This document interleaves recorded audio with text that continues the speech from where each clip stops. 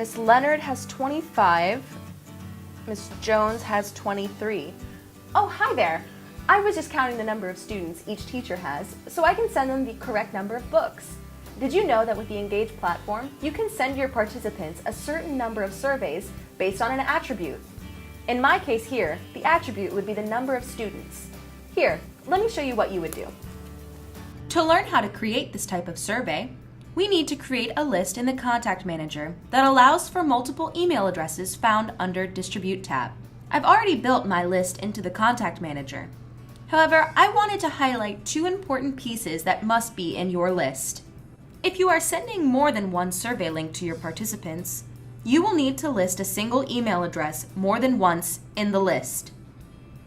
Secondly, if you choose to send more than one survey link to a single email, you should include an attribute that allows the participant to distinguish between the surveys. Notice that though the email address is listed more than once, the attribute is different in each instance. Here is how that attribute looks in the email invitation. Once your list is in good shape, you can publish your survey. This type of survey works best with unique URL survey links because you can send reminders and track participation on each survey link that was sent out. We'll choose your template, then select from list as your source. Choose the entire list. Here is the drop-down asking me if I want embed all of the email addresses in a single email or send out multiple individual emails. Let's go ahead and embed the links into a single email. Now we need to select the attribute that will appear as the link to the survey to the participant. It looks like this, remember? Let's make the attribute the first name. And just in case there is a missing attribute assigned to any email address in my list, I can create a default placeholder. And we can choose to add a counter in case that placeholder has to be used.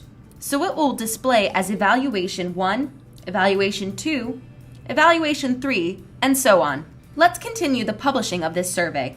And we can send out the survey now. Let's take a look at our work. Since we used unique URLs, we can send reminders to participants who haven't completed their assigned surveys. Consider using this feature the next time you need to send multiple surveys to a single participant. It's a fairly simple and very organized way to send out your surveys. This feature is great for staff or manager evaluations, teacher, student evals, or even collecting information from parents who have more than one child. Here are some best practices to keep in mind when using this feature. When creating the Excel list, make sure that you put in duplicates of the emails and a column for the attribute. Check the Allow Duplicate Email box in Contact Manager.